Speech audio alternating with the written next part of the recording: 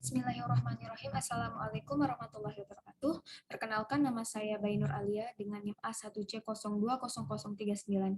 Pada kesempatan kali ini saya akan membuat super resistan menggunakan Fibonacci, kemudian juga mengecek analisis candlestick H+1 dengan menentukan hari atau tanggal analisisnya. Pertama, saya akan membuat super resistan menggunakan Fibonacci pada perusahaan dengan kategori blue chip. Pada kesempatan kali ini, saya mengambil perusahaan gas negara dengan kode PGAS. Untuk membuat support resistant menggunakan Fibonacci, saya menggunakan Fibonacci retracement, di mana kita menentukan titik lalu di bawah di mana ia sering sekali memantul. Ini saya akan menarik garis dari titik ini karena dia memantul di sini dan juga di sini. Kita akan menarik ke atas sampai dengan titik tertingginya.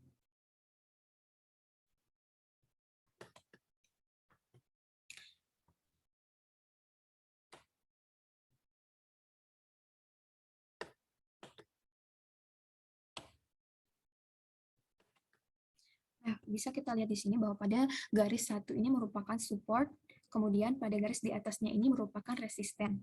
Apabila chart ini menembus garis resisten, maka garis ini, garis yang mulainya tadi itu resisten, akan berubah menjadi support. Kemudian resistennya akan menjadi garis di atasnya, yaitu pada titik 0,618. Di sini kita bisa melihat bahwa pergerakannya itu naik atau terjadi uptrend di sini. Kemudian terjadi downtrend. Jadi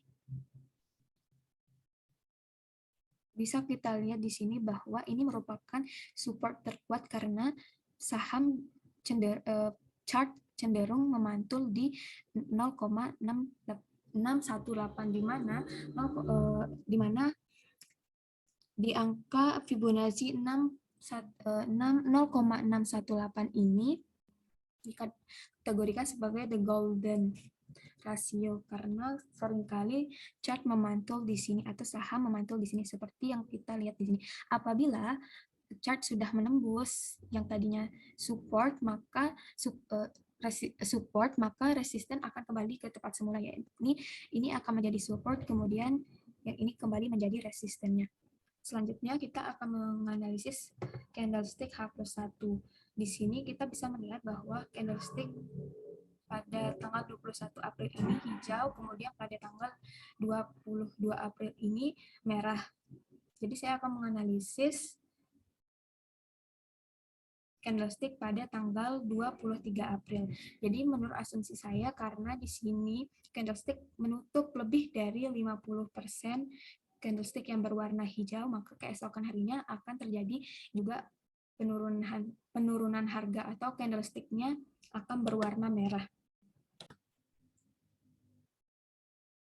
Sama seperti saham sebelumnya, yang kedua ini ada kategori perusahaan second liner.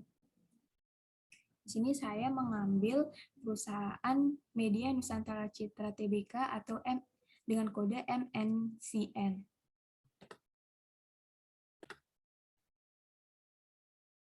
Sama seperti saham sebelumnya, pertama kita menggunakan Fibonacci retracement, kemudian mencari titik yang dimana saham itu sering memantul, ya. Sekarang saya akan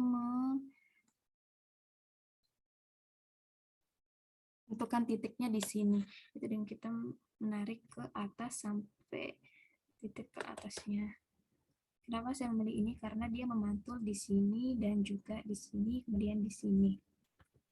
Nah, pada titik satu ini merupakan support, menjadi support, kemudian di atasnya ini menjadi resisten. Sama seperti saham sebelumnya juga, apabila chart sudah menembus resisten, maka resisten yang tadi akan menjadi support, sedangkan garis yang di atasnya itu akan menjadi resistennya. Kita bisa melihat di sini, chart terus menembus garis resisten, sehingga supportnya berada di titik 0,382 pada 4 April 2022. Kemudian terjadi penurunan sampai dengan titik di mana supportnya kembali menjadi pada garis 0,786, kemudian resistennya pada titik 0,618, kemudian naik lagi sampai dengan garis 0, resistennya ada di garis 0, kemudian garis supportnya ada di garis 0,236.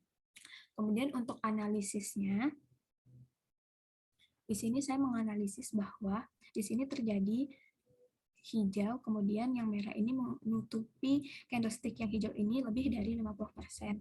Sehingga saya mengasumsikan bahwa besok akan terjadi penurunan harga atau candlesticknya akan akan merah. Selanjutnya yang ketiga ada perusahaan dengan kategori saham gorengan. Pada kali ini saya mengambil perusahaan Wismila Intik Makmur dengan kode WIIM.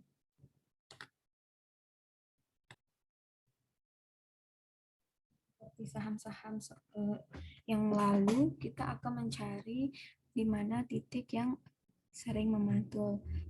Pada kali ini saya akan mengambil titik di sini dan menariknya ke atas sampai dengan titik tertingginya.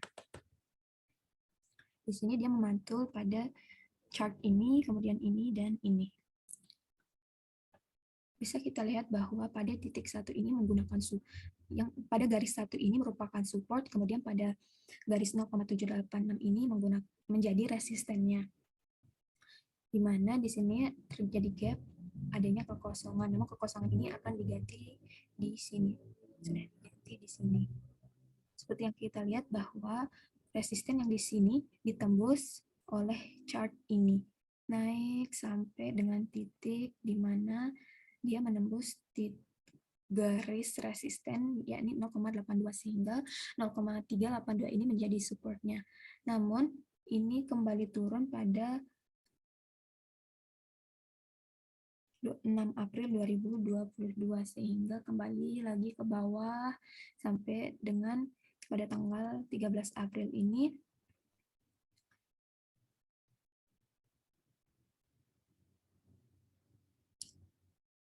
di mana ini menjadi garis 0,786 ini menjadi resistennya, kemudian garis satu ini menjadi supportnya, dan kembali lagi secara signifikan terjadi kenaikan sampai dengan di mana garis 0 ini menjadi resistennya, kemudian garis 0,236 ini menjadi supportnya. Kemudian turun lagi di sini di mana garis supportnya itu 0,382, kemudian garis resistennya itu 0,236.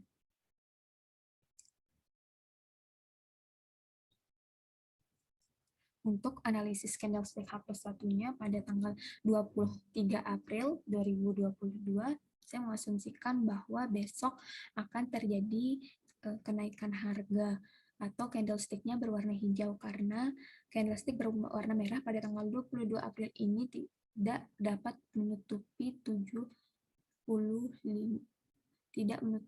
50 lebih dari 50% candlestick yang berwarna hijau.